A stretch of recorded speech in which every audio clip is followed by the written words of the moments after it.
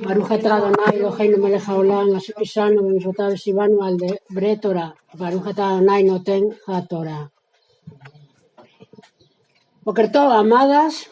Entonces, esta tarde, miércoles, tarde de reunión para estudiar la Torah. Las mujeres, que luego la grabaremos para enviarla, para que muchas más mujeres conozcan y estudien la palabra del Eterno. Y hoy nos toca este Shabbat para Shach-Hu. Nos toca la parasha Masé, mejor dicho, Matot y Masé, van dos juntas esta semana. Y con ellas termina el libro de Números. Van desde Bamidbar, Números 32, hasta el 33, 36, 13. También termina el Código Real, el libro Sefer de Yohanan, desde el 18.1 hasta el final, 21.25. Y vamos a dar un pequeñito repaso de estas dos parashá finales de Números. Están al principio los votos de la mujer, que eso ya lo hemos estudiado. Los despojos de la guerra que hicieron, vencieron, cogieron todos a los madianitas.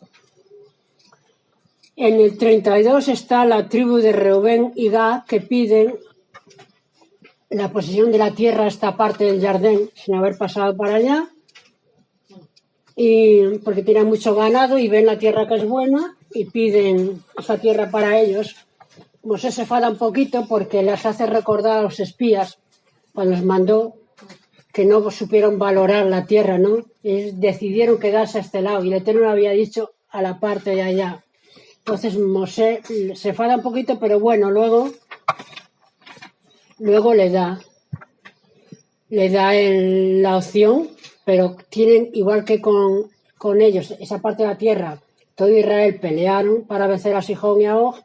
Así, cuando los israelitas crucen el Jordán, ellos tienen que ir a la guerra con sus hermanos a la conquista y dejar en esa parte del Jordán a sus mujeres, a sus hijos y a su ganado. Entonces aceptan y bueno, y luego esa repartición de la tierra, cuando ya Josué entre a conquistar la tierra, se la dará a ellos, porque ya queda dicho por Moisés. Hay un dato curioso que Moisés le recrimina, que dice: y haremos establos para nuestro ganado y cabañas o vivienda para nuestra familia. Y al final Moisés se lo recrimina y dice: no, haced primero casas para vuestra familia y luego establos para vuestros ganados. La visión del siervo es mayor, ¿no? Ahí con ese pequeño detalle dice mucho, porque dice que para ellos era más importante. Bueno, no sería más importante, pero tenían más en su mente el ganado, tiraban más. Y Moisés le enseña el orden, ¿no? Primero trabaja para tu familia, asegura tu familia, y luego para tus animales. Más cosas.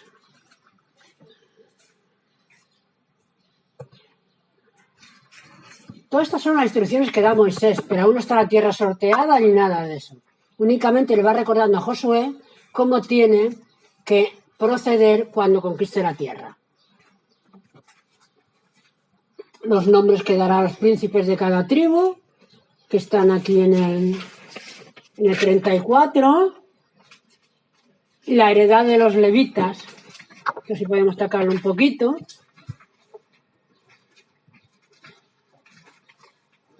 empezaron a leer la 35.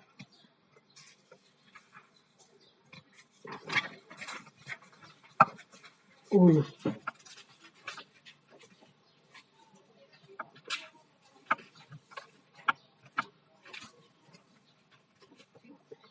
Así se dirigió a Mosé en las planicies de Moab, junto al Jardín, en la margen opuesta de Jericó. ¿Es Jericó? ¿No? Sí, Jericó, pero... Sí. Jericó, sí. Y le dijo, ordena a los israelitas que en las tierras de su propiedad hereditaria les entreguen ciudades a los levitas donde puedan vivir, y que también les entreguen las áreas suburbanas de dichas ciudades. Las ciudades serán para que vivan ellos y las áreas suburbanas serán para sus animales, para su hacienda y para todo lo que necesiten. Las áreas suburbanas de las ciudades que deben entregar a los levitas 1000 codos a la redonda. Vale, déjalo ya. Entonces ya Moisés está, como no van a heredar tierra a los levitas, ya le está enseñando a Josué y a todos los israelitas que le tienen que dar lugar donde vivir a los levitas. El 6 que dice, ¿cuáles son? Entre las ciudades que deben entregar a los levitas deberán estar las 6 ciudades de refugio que ustedes deben proveer para que pueda huir allí cualquier homicida.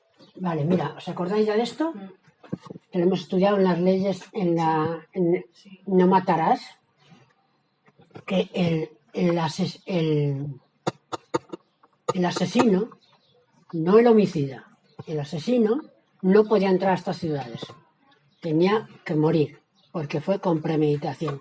Pero el que había matado a un israelita por accidente, sin querer, entonces la costumbre era vengar la persona familiar a ese que había matado a su familia. Pero como había sido sin intención, el Señor proveyó 6 ciudades de refugio para estas personas. 3 a este lado del Jardín, del Jordán, y 3 al otro lado, donde también estaban los sacerdotes, porque era una forma de protegerlos de la muerte, y a la vez también estaban con los sacerdotes estudiando la Torá y todo eso, ¿no? Y hasta que no moría el sumo sacerdote no podían salir de la ciudad de refugio. Por eso dicen que había que los que estaban dentro oraban para que el sumo sacerdote se muriera para salir. Y la madre siempre oraba por el sumo sacerdote que viviera. Pero bueno, en fin. Y en el 13, ¿cuáles son? 13. Las ciudades que designarán 6 ciudades de refugio serán para ustedes. 3. Esas ciudades estarán sobre el margen del jardín y las otras 3 ciudades estarán, lo que has dicho, en la tierra de verano. Y serán para él ciudades de refugio. Estas 6 ciudades servirán de refugio tanto para los israelitas como para el prosélito y para quien viva con ellos, para que escape de allí cualquier persona que mate a alguien por accidente. Para el prosélito, para el peregrino, digamos, era un lugar donde se reeducaba a la persona, digamos, que venía para entrar a Israel. ¿Os acordáis que cuando entraron a Jericó, lo primero que mandó a Josué es 2 piedras grandes, encalarlas, a entrar a la tierra y poner los mandamientos, escribir los mandamientos? Con querer decir, los que vengan van a entrar a la tierra, por lo tanto en esta tierra se guarda la Torá. Es una forma de decir que, aparte del homicida y todo ese tema. Y ya todo ese tema lo habéis estudiado vosotros, que son las leyes del homicida o las leyes del asesino. Una o la otra. Las leyes de la permanencia del refugio en las ciudades, ya os lo he dicho, pero bueno, lee el 26. Y si el homicida llega a salir de los límites de la ciudad de refugio a la que haya huido y el vengador de la víctima lo encuentra allí, fuera de los límites de su ciudad de refugio, si el vengador de la víctima lo mata, no es responsable de asesinato, pues el homicida debió haberse quedado en su ciudad de refugio hasta la muerte del sumo sacerdote. Vale, ¿ves? Son leyes que hay ahí. impuestas. Y ya luego vienen las hijas de Zelofhad, que ya lo expliqué yo en la parasha pasada, cuando le dice que se case con la familia de Manasés, y aquí termina el libro de Números, con la historia de las hijas de Zelofhad, que le recuerda que al final las lleva, que son hijas de José. Y eso quiere decir, cuando las lleva, ¿qué dijo Jacob? Dice que mi nombre no se asocie con mis 2 hijos, los que desgarretaron toros y mataron, aquellos que mataron a circuncisión, dijo Jacob, que mi nombre no se asocie con ellos. Y hay un punto donde Jacob, ellos hacen algo y el nombre de Jacob no está puesto. Y aquí estas mujeres, sin embargo, también, al final, hijas de aquí, hijas de aquí, hijas de José. Eso quiere decir que fueron hijas dignas de llevar el ancestro que tuvieron, que fue su padre José. Pero yo esta parasha la quiero centrar, que no hemos estudiado nada, no hemos tocado nada. Vamos a acabar Yohanan, o Juan, el libro de Juan, y no hemos casi, como no sé, algún dato, alguna referencia, no hemos tocado el libro de Juan, de Yohanan, nada. Y esta mañana, yo no sé por qué, pues, como que el Señor me ha llevado ahí más, a enfocarme más, y a enfocarme ya no solo en el libro de Yohanan, sino en nuestro Rebbe, que es el que dedica Yohanan su libro. Para empezar, como dice nuestro rabí, ¿quién era Yohanan? Él nos dice que hay tres evangelistas sinópticos, que son Mateo, Marcos y Lucas. No, los sinópticos, que son muy parecidos en expresiones, son diferentes, pero más o menos. Pero Juan lo enfoca de otra manera. Juan es más místico, más cabalístico. ¿Por qué? Porque Yohanan es levita. Pertenece a los levitas del templo. Entonces, la visión del levita es superior porque estudia Torah siempre. Y lo enfoca más en las fiestas.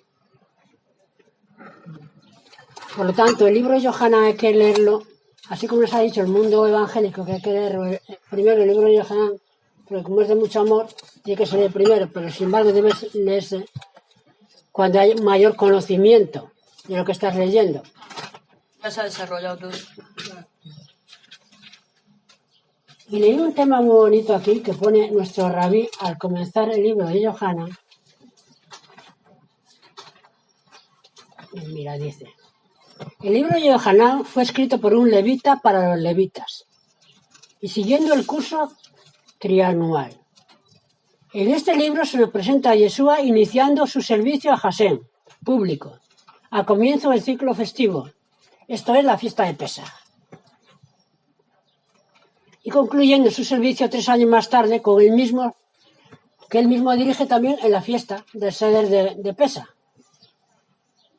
O sea que toda la historia que da Juan gira en torno a Yeshua, pero enfocándolo en las fiestas. ¿Por qué? Porque él sabe que Yeshua tiene que ser el sacerdote de los bienes venideros, el mundo por venir. Y él lo enseña a su grupo de levitas. Por lo tanto, le enfoca en ese mundo de ellos en el cual el templo gira, que son las fiestas.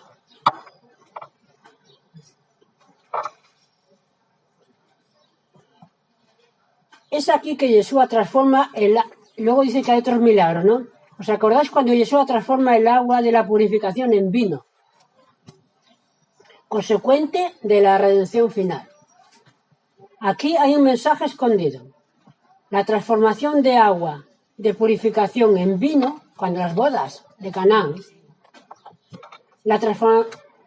anticipa la transformación radical que hará el Masías en el corazón de todos los hijos e hijas de Israel, causando que todos puedan entrar a las fiestas de la boda que vienen. El cambio. Yeshua lo llevaban, fue a una fiesta, pero él, a transformar el agua en vino, estaba llevando a las fiestas de la boda, pero del Cordero, de la venida del Masías.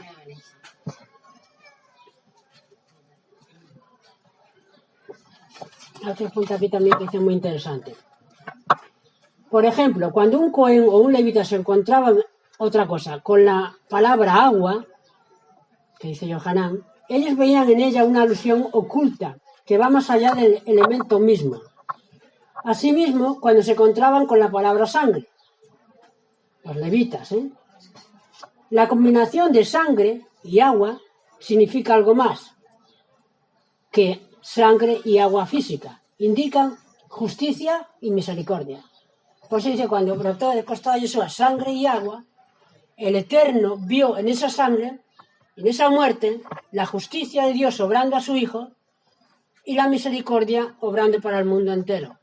Por lo tanto, la sangre y el agua es como Hashem y Elohim. Justicia y misericordia saliendo del costado de Yeshua. Y eso es muy importante. En este libro Yeshua también afirma, el que no come mi carne y bebe mi sangre, ¿cómo interpretamos eso? Dice nuestro rabí, dice, ¿cómo podemos comer su carne y beber su sangre? Si ambas cosas están estrictamente prohibidas por la Torá. La respuesta es que en el libro está escrito en nivel Sod, en nivel más alto de interpretación.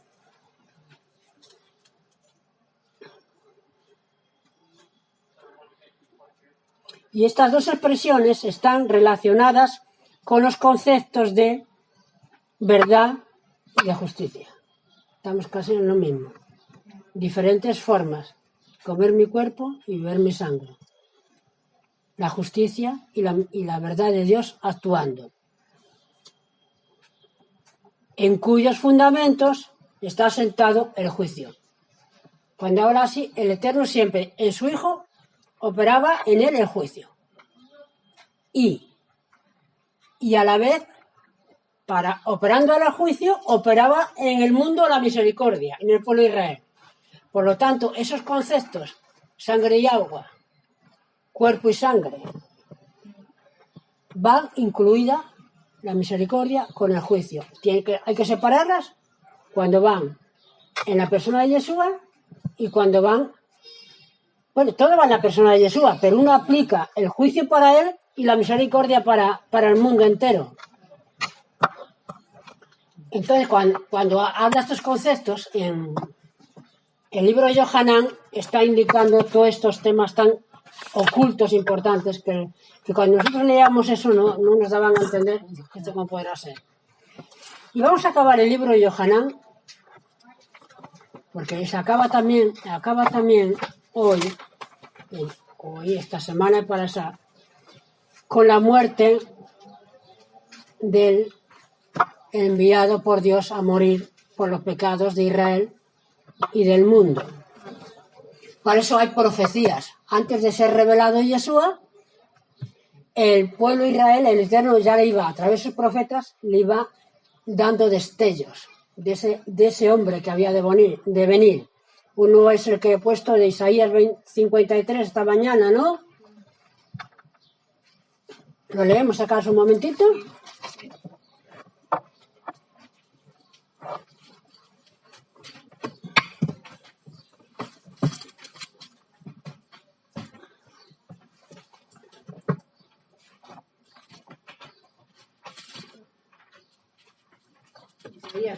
¿53? 53. Sí. 21, ¿no? 53, 21. No, yo creo que era 23, 51, creo que has dicho.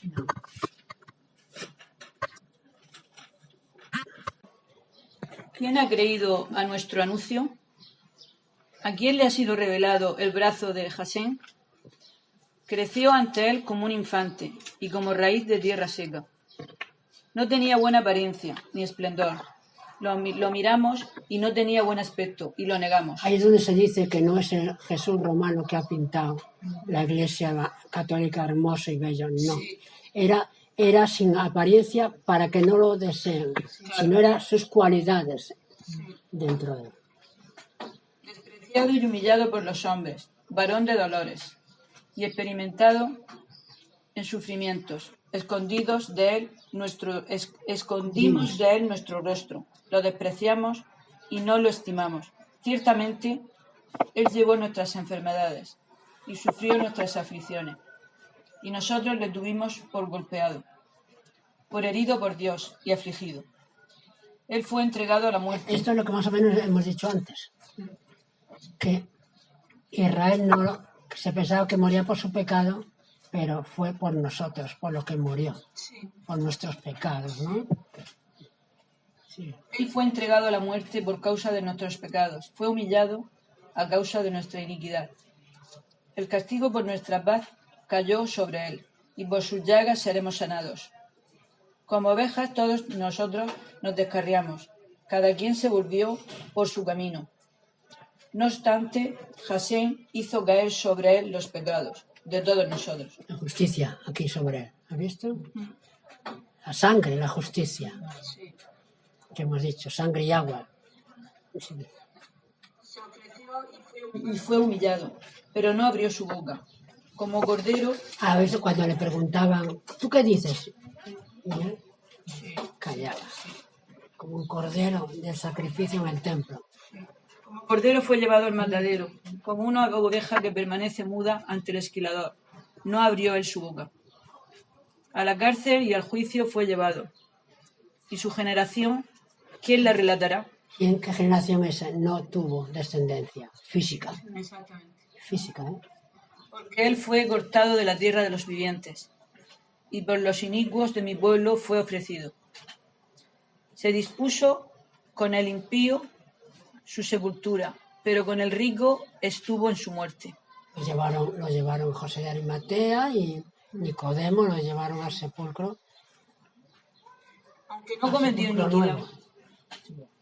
Aunque no cometió iniquidad, ni hubo engaño en su boca. Con todo, Jasén quiso humillarlo y someterlo a sufrimiento. Y él se entregó a sí mismo como ofrenda por el pecado. Ay, Padre amado. Para ver descendencia y largos días. Para ver descendencia, ¿cuál? Los que han creído. Nosotros, los que hemos creído, eso que murió por mi pecado, por nuestro pecado. Esa es la descendencia de él aquí. También la voluntad de Jasén prosperará en su mano. Debido al dolor de su alma, él verá y quedará satisfecho. Ay, el dolor del alma. Por eso Jasén se tuvo que apartar.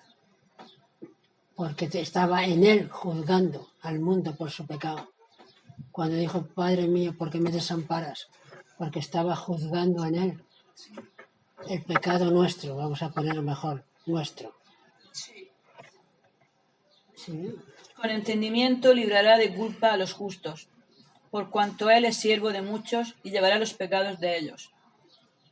¿Cuál? Por lo cual yo pondré su parte entre muchos, y él repartirá el despojo con los poderosos, porque derramó su vida hasta la muerte, y fue contado con los inicuos. Él llevó los pecados de muchos y fue encontrado con los inicuos. Claro, cuando se pusieron un ladrón a su izquierda y otro a su derecha, ahí estaba. Sí, rodeado.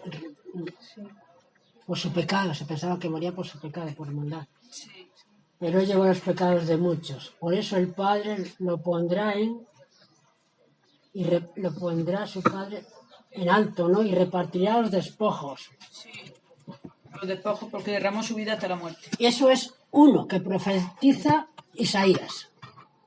Uno que profetiza Isaías. No, cuando está esta profecía no se sabía quién era esta persona que había de venir. Hoy día el pueblo de Israel dicen a esto que hemos estado leyendo, lo aplican a Israel como pueblo. Y ellos no dicen que esto es para ninguna persona, ni para Yeshua. No. Dicen que eso he leído yo Teilín, los salmos, que están en el hebreo, y no lo aplican a Yeshua ni nada, lo aplican a Israel como nación, que ha sufrido, pero no ha muerto, pero no. Pero claro, es para quitarle a Yeshua, no lo reconocen como Salvador, entonces lo aplican al pueblo, que en general ha sufrido, ha sido maltratado por las naciones y todo. El Salmo 22 también nos habla mucho, David, de este personaje que ha de venir un día.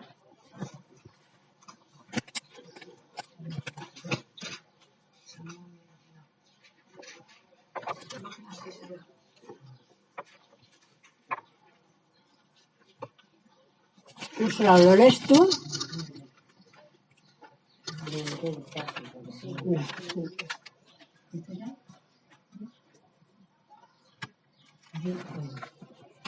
Dios mío, ¿por qué me has abandonado? Has alejado de mí mi salvación a causa de mis palabras insensatas. Esto ya empieza. Dios mío, ¿por qué me has abandonado? Este se considera un salmo mesiánico, para un Mesías que había de venir, ¿no? Nosotros ya sabemos quién es, pero ellos todavía no.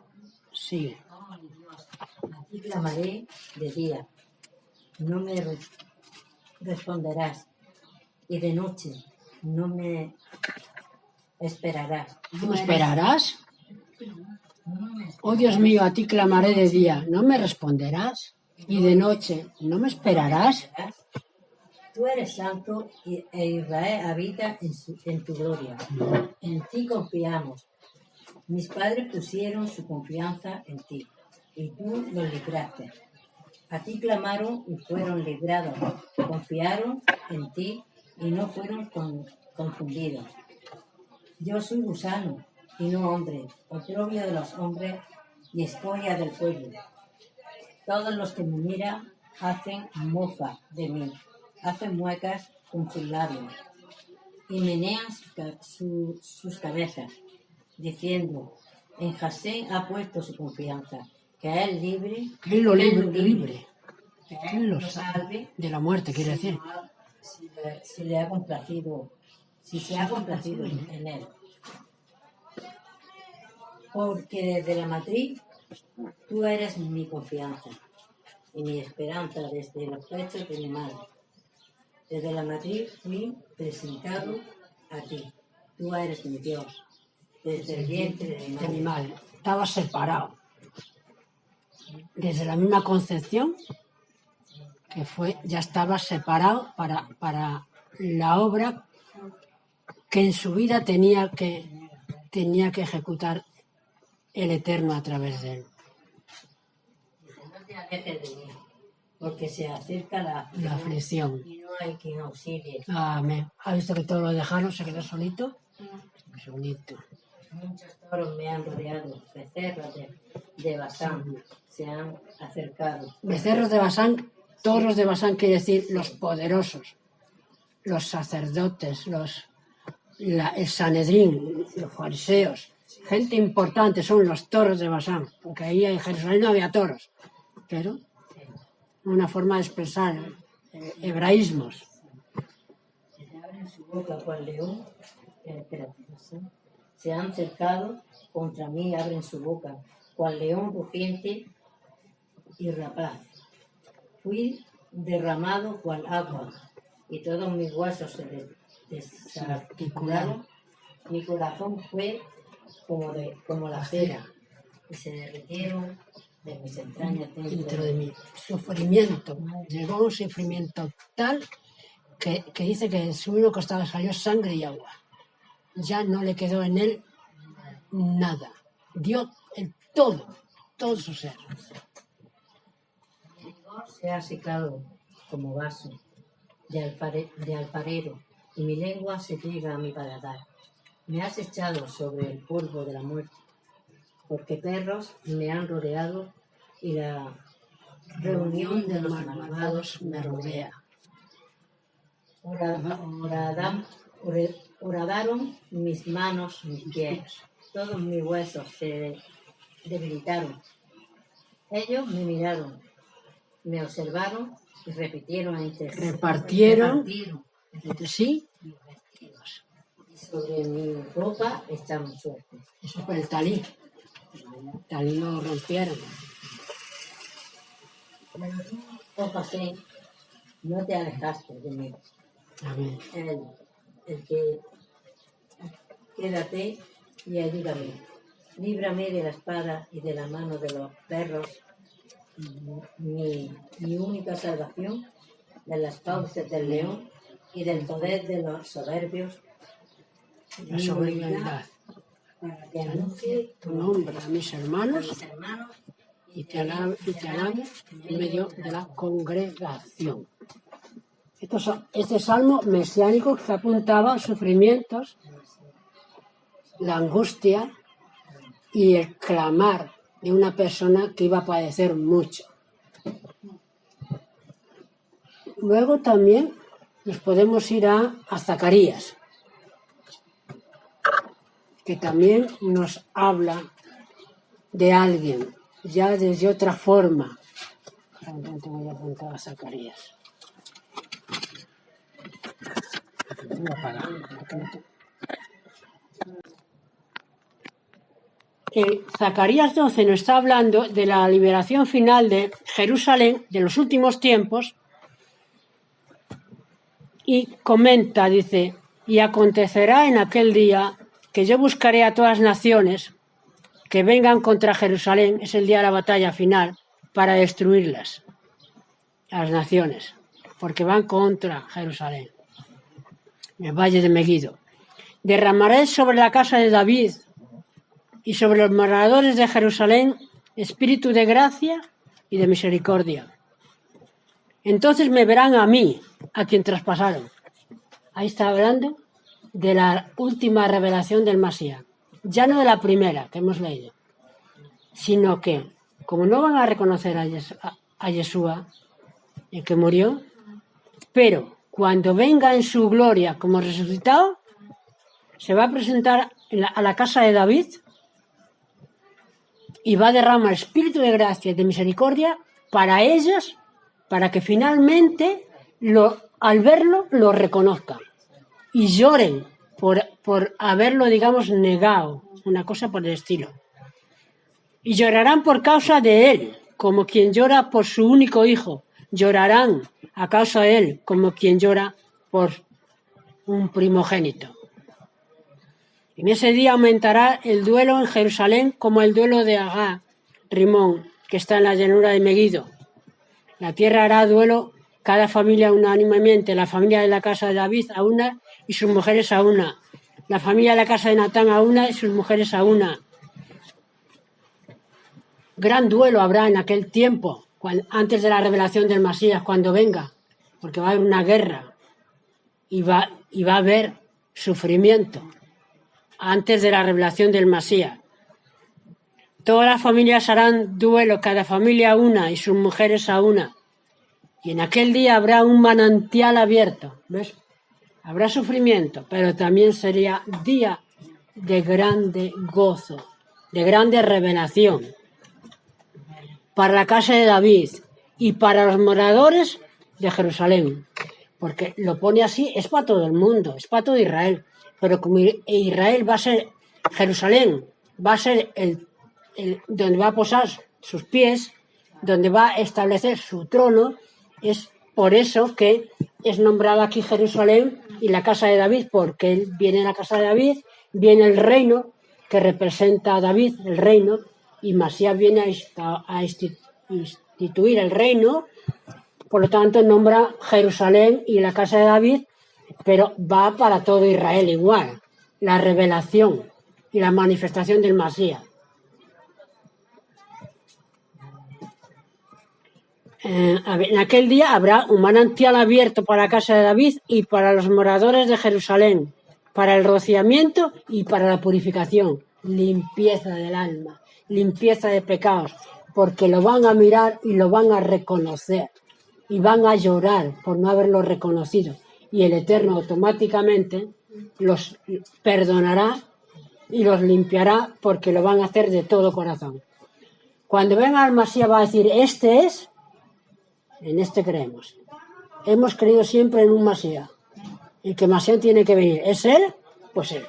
Entonces rápidamente los purificará y acontecerá en aquel día, declara Adonai de los ejércitos, el poderoso. Adonai de los ejércitos quiere decir el poderoso, yo, el poderoso, que haré desaparecer de la tierra el nombre de los ídolos a través de su Mashiach.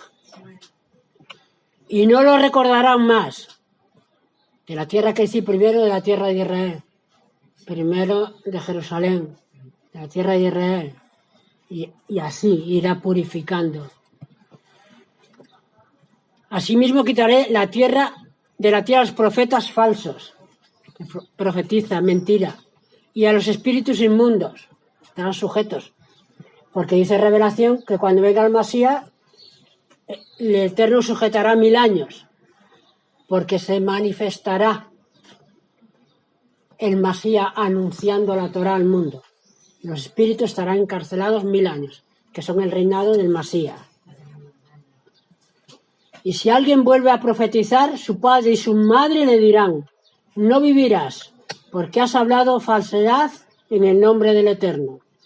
Entonces su padre y su madre, que los engendraron, lo atarán mientras profetiza. O sea que la misma familia, los mismos que lo engendraron, causarán que no profetice más esa persona.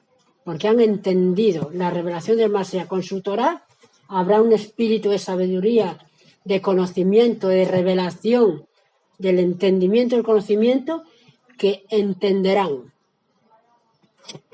que aunque sea tu hijo, le está prohibido profetizar. Mentira. También acontecerá en aquel día que los profetas falsos se avergonzarán cada uno de la visión de su profecía y no vestirán tejidos de pelo por haber hablado blasfemia y dirán: nunca he sido profeta sino al labrador de la tierra. En fin. Y dirán: nunca he sido profeta así, pero un hombre me provocó a haceros desde mi juventud. Entonces le dirán: ¿qué son esas heridas que tienes en tus manos? Aquí da a entender que el Masías, cuando resucite, va a mostrar las señales. Además, también Revelación lo dice. Al mismo Tomás le enseñó el costado, después de resucitado. ¿Qué son esas heridas que tienen tus manos? Y él contestará: estas heridas son con las cuales fui herido en casa de mis amigos, o por mis hermanos, por los míos, por mi pueblo. Y ya es otro tema, y ahí empieza otro tema. Con esto ya vamos al final de Yohanan, que se cumple todas estas señales que hemos visto, estas profecías que van mostrando señales que el Eterno va dando a sus profetas para que vayan vislumbrando que un día tiene que venir este enviado con estas señales y con esta muerte para que lo reconozcan. Y así es como Yohanan lo da a entender a los suyos, porque son los que menos, quizás, porque el pueblo lo reconocía, pero los altos cargos, como los sacerdotes y los altos cargos del Beidín, que estaba en Jerusalén, las autoridades más grandes fueron las que ocasionaron su muerte. Que todo eso es un plan de Dios, porque al final el propósito del Eterno era que muriera por los pecados de Israel y del mundo. Pero Yohanan, como Cohen, o como levita, quiere manifestarle a los suyos quién era este que murió, a los cuales causaron con su boca que el Imperio Romano lo asesinaran, lo mataran, porque no fueron ellos los que lo mataron. La mano ejecutora de matar a Yeshua fueron los romanos. Pero el cerebro fue fueron los altos cargos de Israel, sobre todo en Jerusalén, no Israel, en Jerusalén, los altos cargos de Jerusalén. No todos, porque Nicodemo, por ejemplo, era un alto cargo, pero no entró. Y ya comenzamos. ¿Por dónde comenzamos?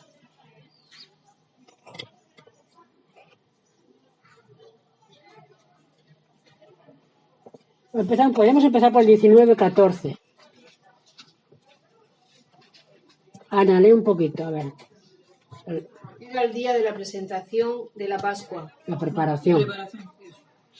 Porque la presentación no puede ser, ¿no? Hay veces ya que está mal puesto, ¿no? Sí, no, sí que lo he leído yo. Ah, sí, perdón. Como a las 12 del día. Entonces él dijo a los judíos: He aquí su rey. Pero ellos gritaban: Llévatelo, llévatelo, crucifícalo, crucifícalo. Pilato les dijo: ¿He de crucificar a su rey? Los principales sacerdotes le dijeron: No tenemos más rey que el César. Fíjate, hasta dónde llegan los sacerdotes. Pero también hay que entender que los sacerdotes en aquel tiempo estaban comprados.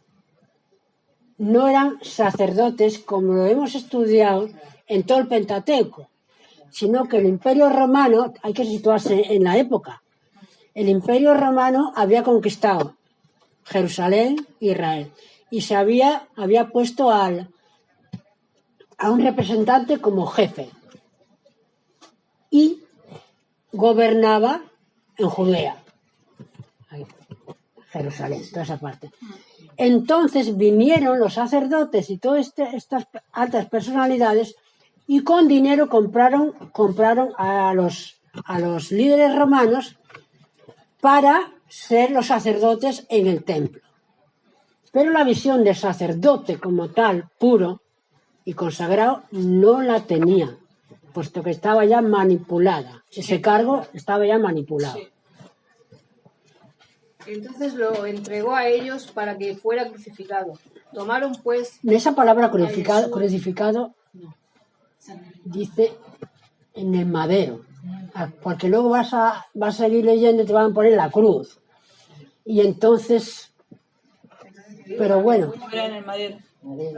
que muera en el madero más bien, pero bueno, porque dice que Yeshua no murió nos han enseñado que murió así.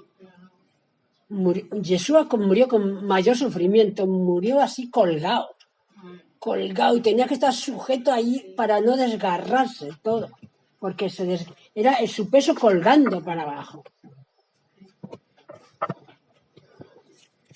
Sí. Llevando él su madero hasta el lugar que se llama la calavera, Gilgulet, calavera, sí. Y que en hebreo se dice Gólgota. Allí fue colgado en el madero, Sí. él y otros dos, uno a cada lado, y Yeshua estaba en medio. Y Pilato también escribió un letrero y colocó sobre el madero. Y así estaba escrito: Este es Yeshua Nazareno, el rey de los judíos. Entonces, El rey de los judíos.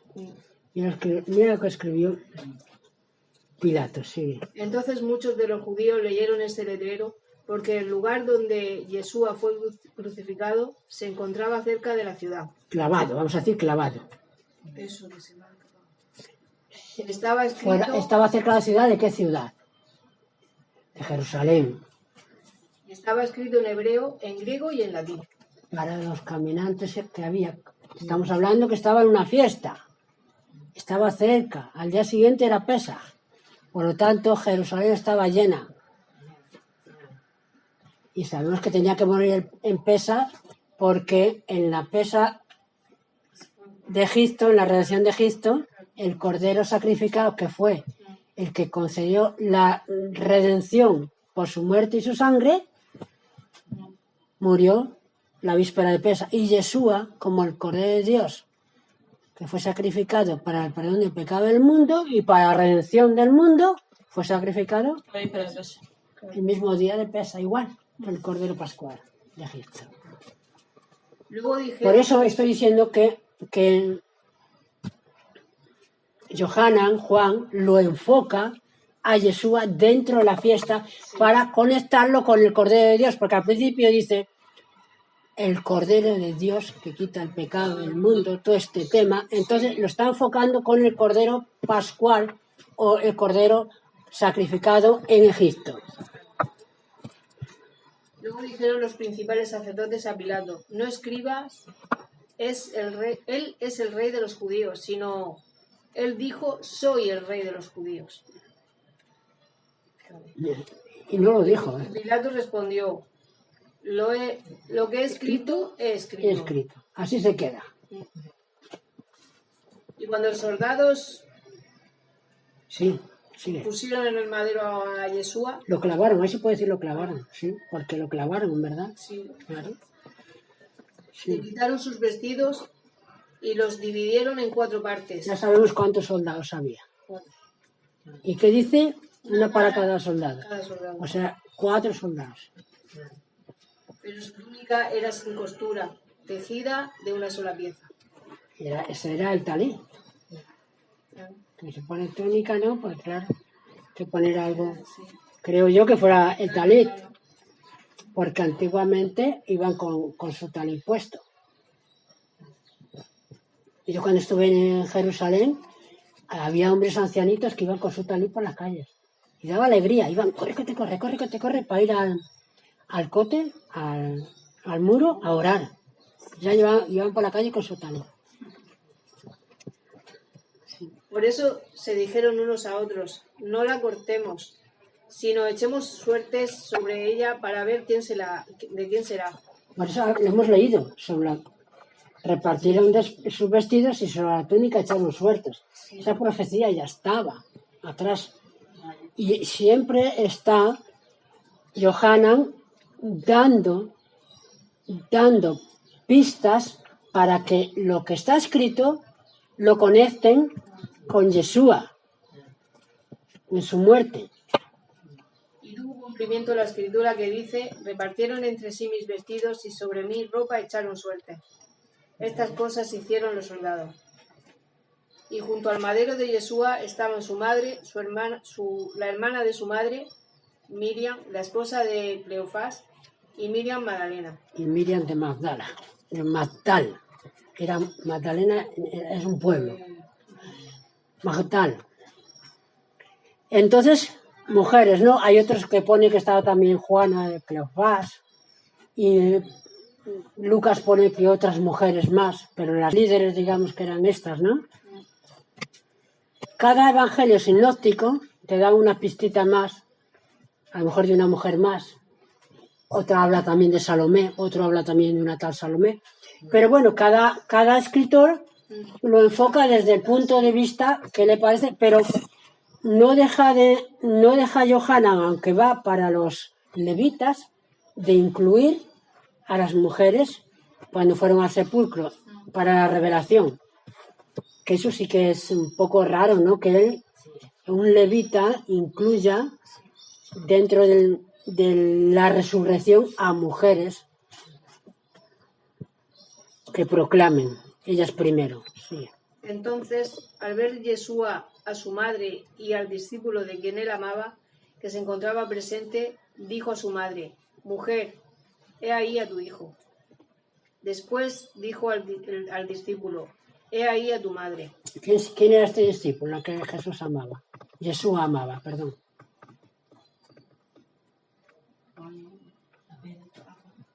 Era el mismo, lo que pasa es que no pone su nombre por humildad, Al discípulo que Yeshua más amaba era Yohanan, era levita. Conocía la Torah muy, muy bien. Por eso habla a nivel alto de interpretación místico. Aunque lo diga no entienda. Y de cierto dice que incluso era el más joven también. Era joven. Y desde aquella hora el discípulo la recibió consigo. ¿Por qué? Mira, ¿os habéis dado cuenta que normalmente en la muerte de Yeshua no aparece el Padre por ninguna parte? Da a entender que el Padre había muerto antes. Porque era un hombre justo que se levantó temprano cuando el ángel vino y dice, llévate a tu hijo a Egipto, a la madre y al niño, porque Herodes quiere matarle.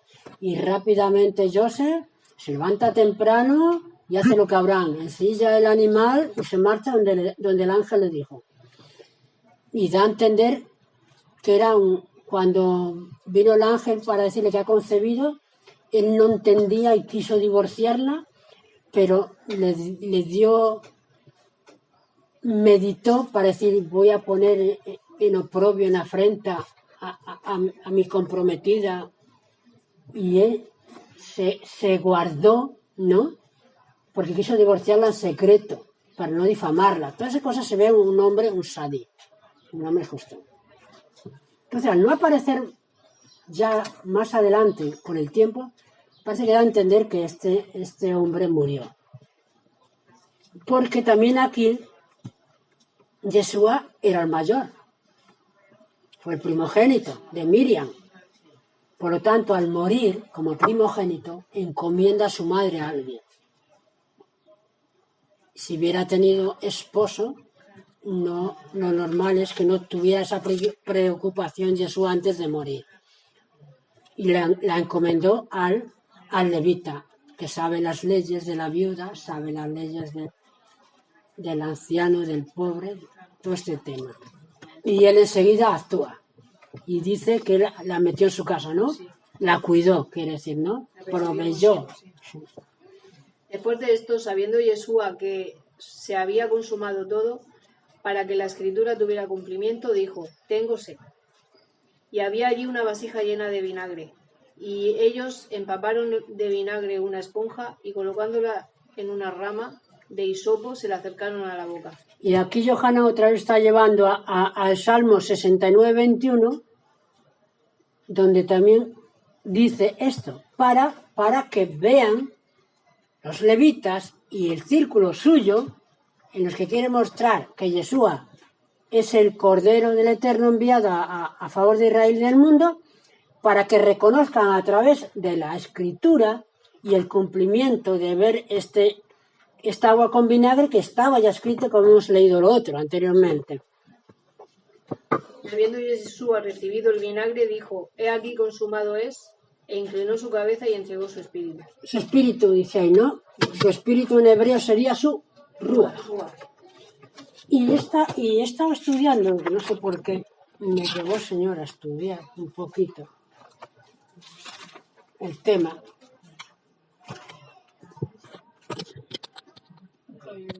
Has terminado, Ana, diciendo, y entregó su rúa, ¿no? Y entregó su rúa en el versículo 30. Voy a deciros un poquito de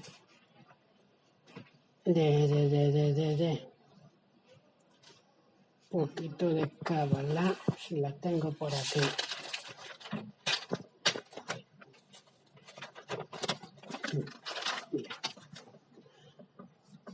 Según se nos ha enseñado nuestros sabios, el alma de una persona consta de 5 partes. Lo que tenemos dentro de nuestro ser. De 5 partes. Son Nefesh, Ruach, Neshama,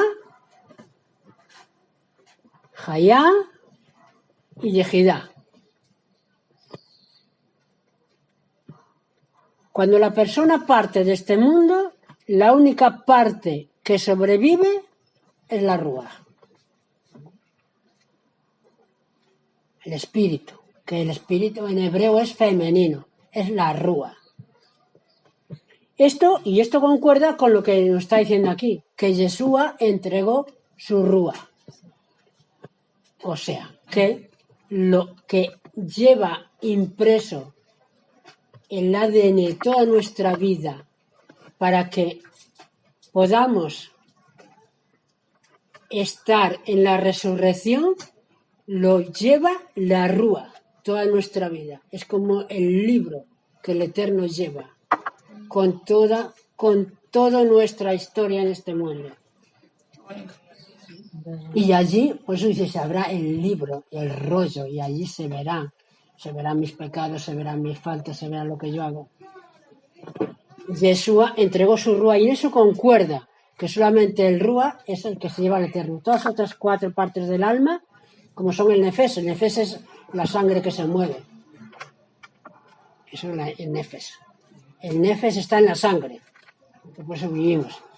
La neshama está en los sentimientos, las emociones, los pensamientos, está en el cerebro. La Hayá y la Yejidá no sé. La rúa sí lo he explicado ya. Por eso dice que entregó su rúa, lo que tenía que ser llevado arriba al Padre. ¿Dónde vamos más a...? ¿Sigue? Loli, un poquito tú. Vale, Loli. A ver, ¿el qué? 31, ¿no? 31, el costado de... 31, Sí. sin los títulos. Entonces los judíos, por cuanto era el día de la preparación, dijeron... ¿La preparación de qué? De Pesa. De Pesa. La víspera de Pesa. De Pesa. Lo va enfatizando siempre Yohanan. Sí. Que no pasen la noche estos cuerpos en sus cruces, porque al amanecer... Los cruces, no, en el madero. En el madero. Porque al amanecer es día de reposo, y debido a que el día de reposo era muy solemne, pidieron a Pilato que quebraran las piernas a los que habían sido... a los que habían estado en el madero y que fueran bajados. Entonces Es una vinieron... forma de que murieran más rápidamente. Sí, madre mía. Entonces vinieron los soldados y quebraron las piernas al primero, asimismo al otro que había sido crucificado junto con él. Clavado.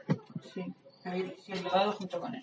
Pero al llegar a Yeshua, viéndolo ya muerto, no le quebraron las piernas. Es que me impresiona me ha impresionado lo de que le quebraron las piernas, me ha dejado impresionado. Eso es ¿por qué? Porque dice que a duro. Yeshua cuando las piernas es lo que le hacían la fuerza para no estar colgados, Para poder para sujetar el mantenerse, cuerpo. sujetar Entonces, su cuerpo. así, pues acababan de morir. Sí, es fuerte, eso muy fuerte. Por otro lado, ¿pero qué? Porque se acercaba la fiesta de Pesa y no podían estar colgados. Y era una forma de quitar la vida rápidamente para bajarlos. Pero Yeshua ya había muerto. Sí, claro, lo que he dicho. Pero al llegar a Yeshua, viéndolo ya muerto, no le quebraron las piernas. Había otra profecía que decía, también dice que no se quebrarán las piernas a Yeshua.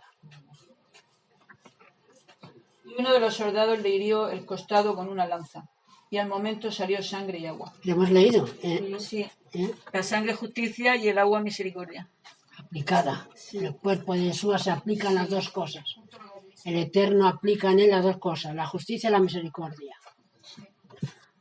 El que vio esto da testimonio, su testimonio es verdadero. Y él sabe que ha dicho la verdad, para que también ustedes crean. A los suyos. Porque estas cosas acontecieron, Vallejí, para que tuviera cumplimiento la escritura que dice, no será quebrado hueso suyo. Salmo 34, 20. Dice, no será quebrado hueso suyo. A los otros sí, a él no. Todo, las profecías sobre él, sobre el que iba a ser el Cordero Eterno enviado, se está cumpliendo en él. Y el escritor lo refiere, lo plasma. Mira esta profecía. Y como se lo dice a los suyos que conocen Torá, no le preguntan, ni tienen que preguntarle, porque rápidamente, no es como nosotros, que tenemos que preguntar y pedir información, buscar, Sí. para tener un concepto claro de lo que nos dicen. Sí. También otra escritura que dice, mirarán al que traspasaron. Lo hemos leído. Eso ya en Zacarías que hemos leído, que cuando venga, mirarán al que traspasaron. Aquí ya va más adelante, el autor. Va a la segunda. En un texto, con un punto se va. Termina la primera redención de la muerte y se va a la segunda. En un texto seguido. Sí. Sí. Después de estas cosas, José de Arimatea, por cuanto era de Jesús, pero en secreto por temor a los judíos, pidió a Pilato Talmidín, discípulo. que le permitieran llevarse el cuerpo de Jesús. Y de Yeshua. Y Pilato le otorgó el permiso. Enseguida fue y se llevó el cuerpo de Yeshua. También fue Nicodemo, el que anteriormente había visitado a Yeshua por la noche, llevando con él una mezcla de mirra y aloe, pero aproximadamente 100 libras. Fíjate, parece que no, pero Nicodemo, uno del jefe principal, si no jefe principal, de los principales del Sanedrín, el que estuvo con él de noche, que le preguntó cómo va a nacer yo de nuevo. Si yo ya soy anciano, ahora me dice que tengo... Sí, nacer de nuevo, que dice, tienes que reconocer que yo soy el enviado del Padre. Y él, al final, mira, aquí está, lo reconoce. Aunque no dice nada el relato, pero más adelante vemos que está aquí.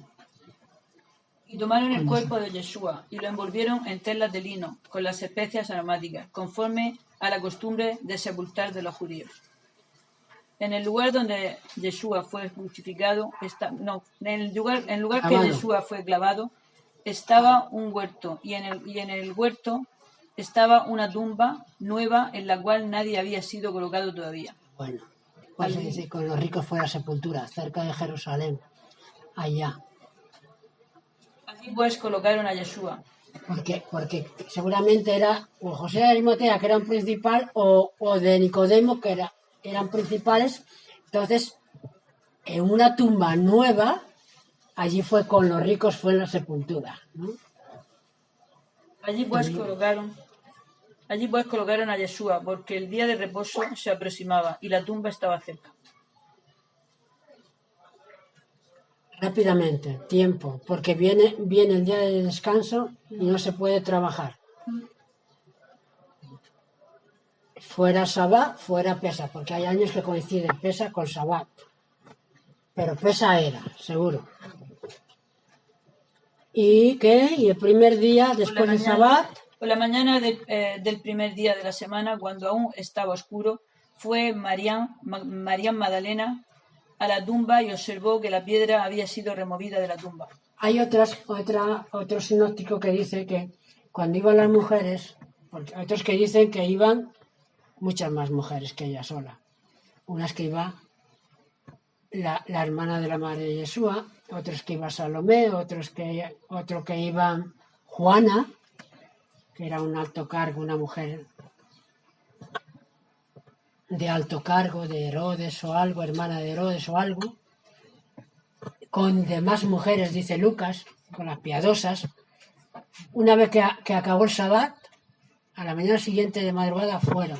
Y sí, me parece que es Marcos que dice, y se iban preguntando entre ellas, ¿quién nos abrirá la tumba? ¿Quién nos rodeará, no moverá la piedra? Aquí cada escritor lo enfoca de su forma, a su manera. Pero si lees las 4 manifestaciones de estas mujeres que van después del día de descanso a la tumba, haces un bosquejo mucho más extenso, con más detalles que sucedieron, según el lector más completo.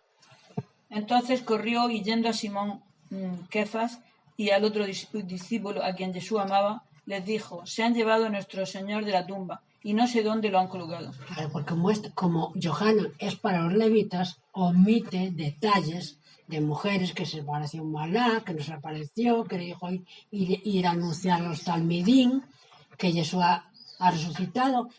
Yohanan lo omite, porque en aquellos tiempos el sacerdote y el levita, este ministerio no era para mujeres.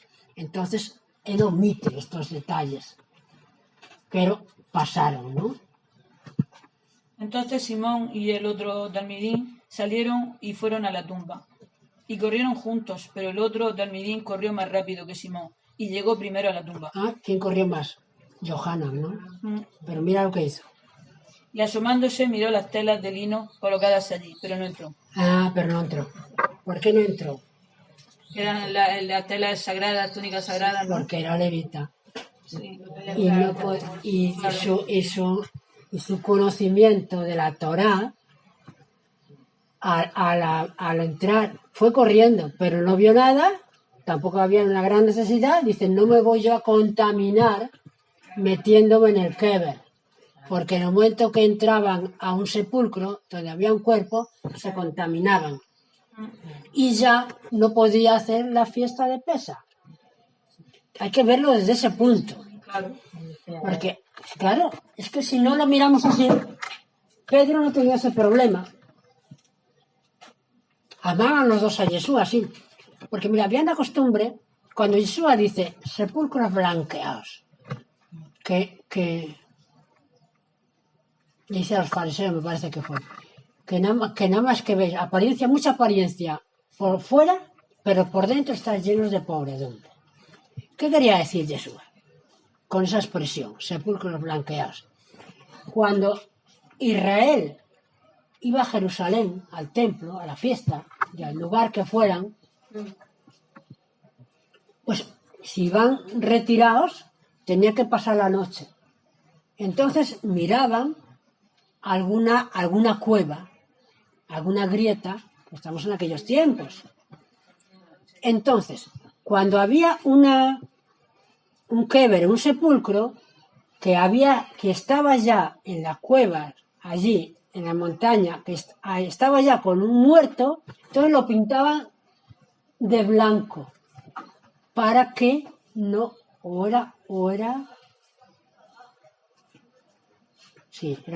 lo pintaban de blanco, porque dice sepulcros blanqueados, que estáis por fuera muy bonitos, pero por dentro estáis llenos de pobredumbre. Entonces sí, muy correcta.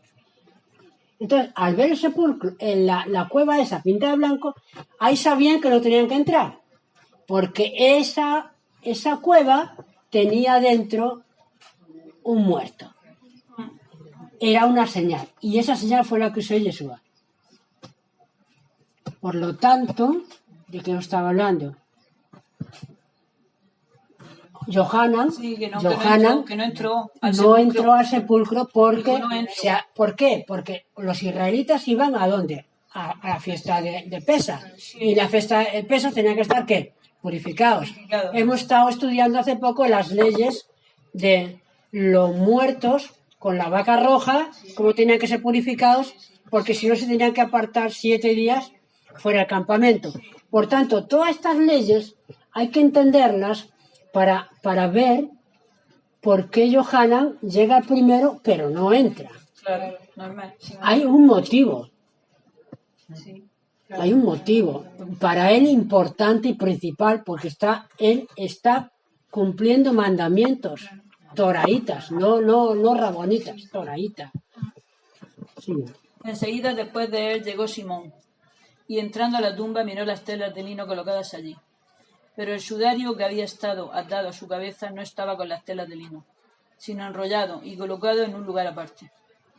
Luego entró también el discípulo, el talmidín, que había llegado primero a la tumba, y viendo, creyó, porque todavía no habían comprendido las escrituras que él habría de resucitar de entre los muertos. Vale, entonces, aquí él vio, en este rodearlo, porque lo rodeaban, le ponían especias y lo hacían como lo embalsamaban, con muchas capas, ¿no?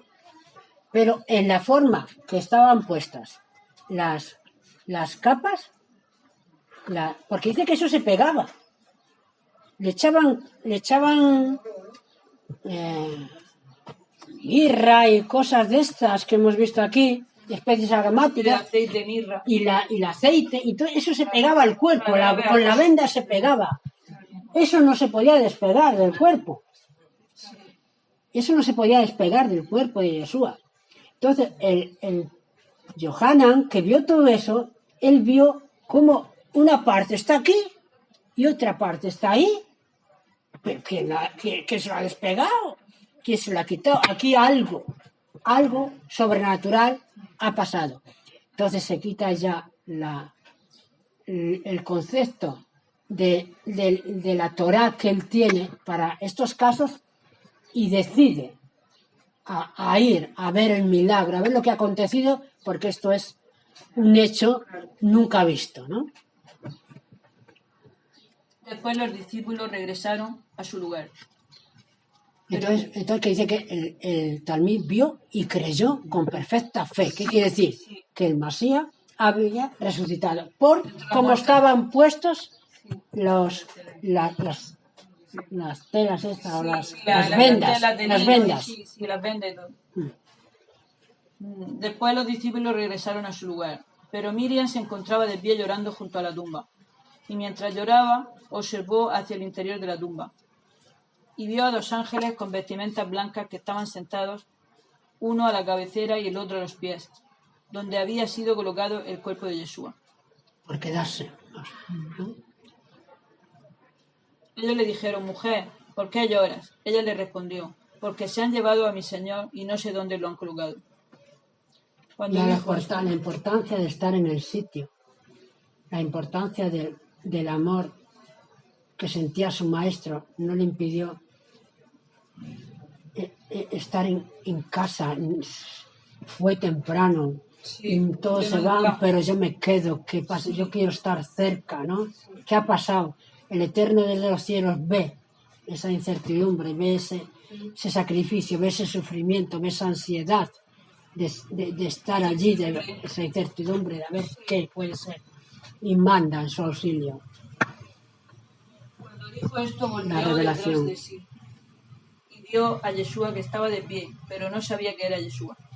Aquí ya estamos en la resurrección. Sí.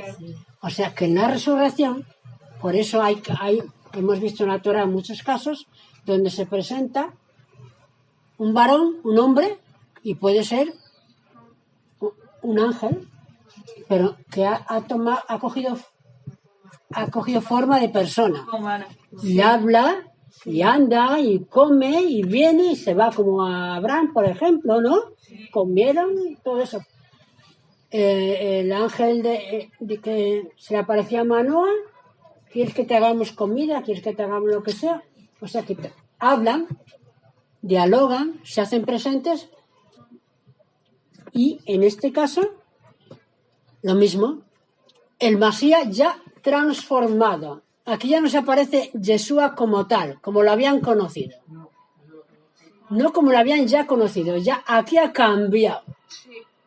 Aquí es un ser celestial que puede venir ya en un cuerpo inmortal transformado. En este caso, en un hortelano, dice, o algo así.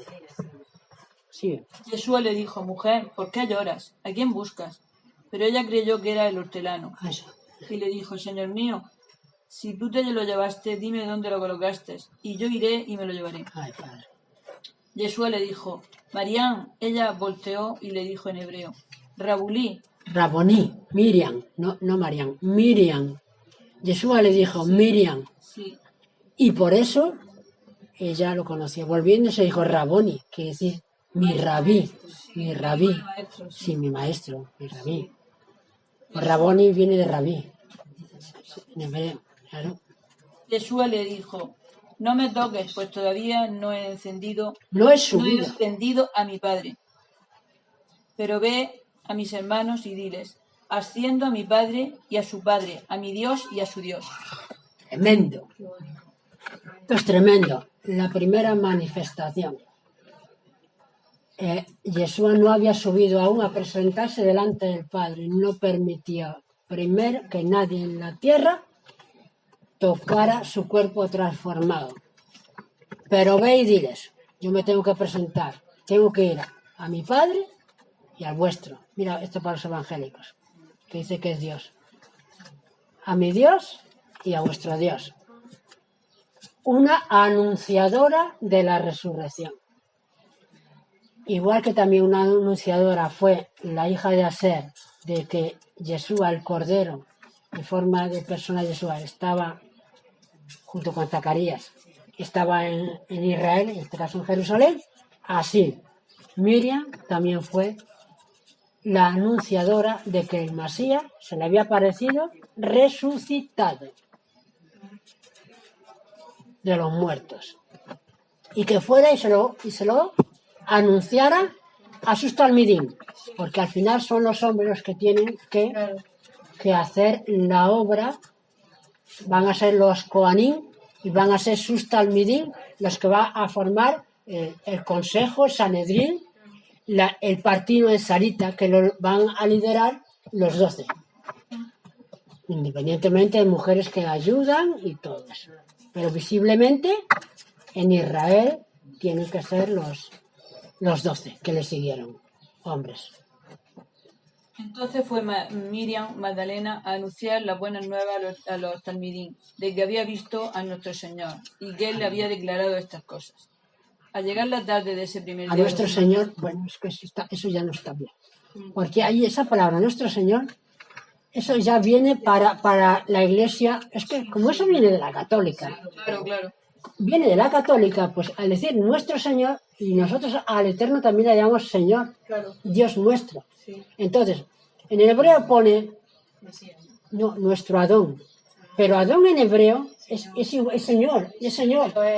Es un Señor que yo hablo por ahí y le digo Adón, Yo lo corregí. Señor, pero no al Eterno, al poder, al Todopoderoso. Sí, es que Entonces hay se que queda muy floja la distinguir. palabra. Claro. Sí, mira, Entonces he visto al Adón, he visto al Maestro, nuestro Adón. al que caminaba con nosotros, al que lo mataron. Eso quiere decir. Al llegar la tarde de ese primer día de la semana, estando cerradas las puertas del lugar donde se hallaban los discípulos por miedo a los judíos, llegó Yeshua y poniéndose en medio de ellos les dijo: la paz sea a ustedes. ¿Qué quiere decir en hebreo? Shalom Alejem. Sí. Shalom Alejem. Paz a vosotros. Shalom es a uno solo. Cuando hay muchos, Alejem. Paz a vosotros todos. Y habiendo dicho esto, le mostró las manos y el costado, las heridas.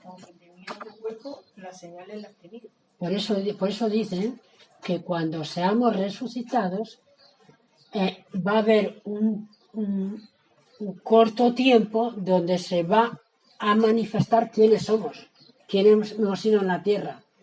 Igual que Yeshua fue resucitado, pero se mostró la primera vez a sus talmidim. Y luego, como Tomás no había creído porque no estaba, también se lo mostró. Pero luego ya pues no se ve a Yeshua siempre al Masías resucitado, enseñando constantemente, sino era para que entendieran que este personaje que estáis viendo resucitado es el mismo que antes estuvo vivo con vosotros. Y lo clavaron y murió. Testimonio para ellos.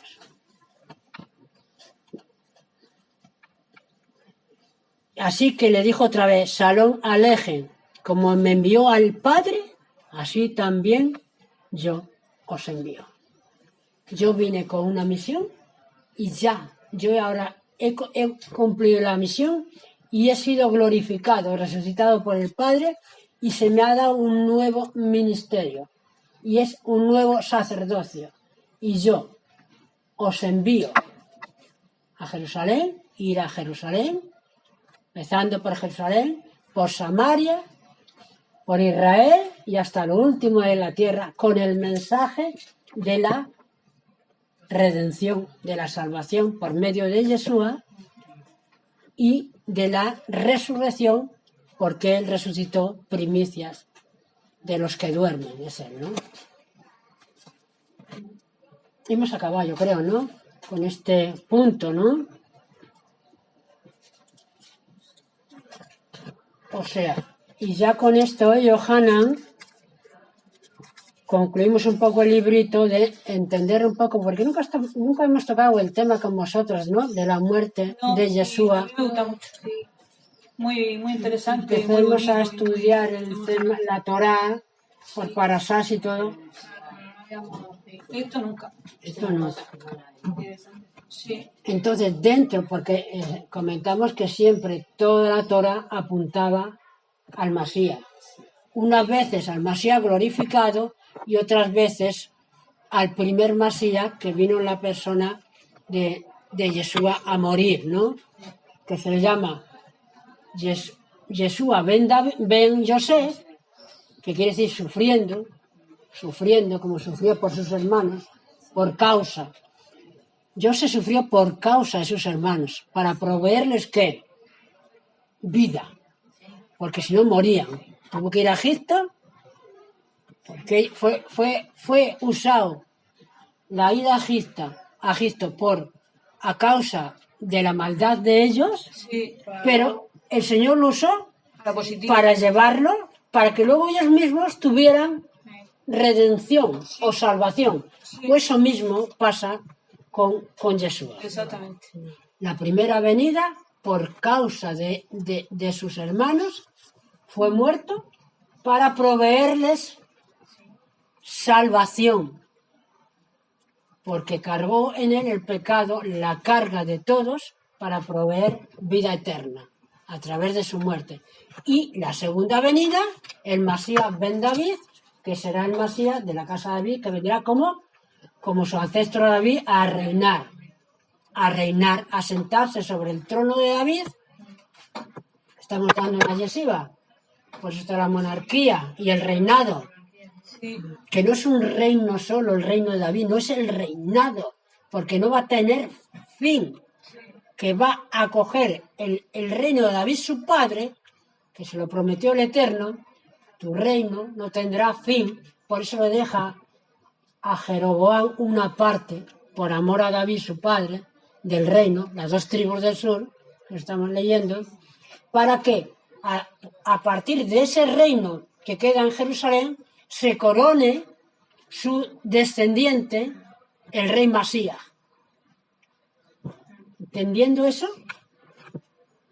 O sea en un punto, sea en otro punto, Yeshua vino a cumplir la primera función como hombre, a sufrir, y la segunda vendrá como rey invicto, triunfante, para vencer y sentarse en el trono de David su padre para gobernar sobre Israel y sobre el mundo.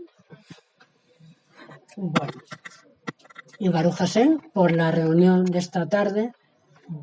Esperamos que siempre es un aliento, ¿no? Hablar de nuestro Rebbe, nos reaviva, nos levanta, nos motiva y nos ayuda a seguir adelante hacia la meta, como dijo Rasaúl, hasta llegar al supremo llamamiento hacia la meta, y la alcanzaremos si el Eterno nos ayuda y está dispuesto a ayudarnos siempre. Baruch Hashem por todas. Shalom, shalom. Shalom. Shalom.